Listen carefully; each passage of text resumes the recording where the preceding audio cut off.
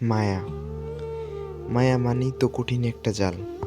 মানুষ ধীরে ধীরে মায়াত পড়িয়ে যায়, কারো কাঁথার মায়াত, কারো চোখের মায়াত, কেউ ফের আবার কণ্ঠের মায়াত পড়ে। যার কাঁথার মায়াত পড়বেন তার প্রত্যেকটা শব্দই কবিতা মনে হবে।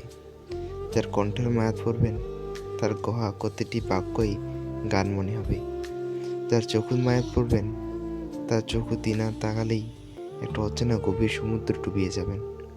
মায়া একটা বড় অদ্ভুত জিনিস। মানুষ হট করে প্রেমত পড়লেও কখনো হুট করে কারো মায়াত পড়ে যায় না, মায়াত পড়ে ধীরে ধীরে। আর এই ধীরে ধীরে তৈরি হওয়া কোনো জিনিসই কঠিন ধরনের হয়ে যায়। যেরকম তরল সিমেন্ট যেরকম ধীরে ধীরে জমিলে হেনা পাথর হয়ে যায়, ইতিরিং কিতিরিং করে চলা নদী যেরকম সাগরত মিশিয়ে যায়। একটা ছোট চারাগাছ যেমন বাড়তে বাড়তে আকাশ ছোঁয়া প্রকাণ্ড বটগাছ হয়ে যায়, ঠিক সেরকমই মায়াত বাড়তে বাড়তে একটা শিকড় গড়িয়ান শক্ত গাছের মতন হয়ে যায়। চাইলে জাহাগার উঠিয়া ফেলা যায় না। দরকার হলে মানুষ নিজেকে ছাড়বা পারবে, কিন্তু মায়া ছাড়িয়ে আসবে না।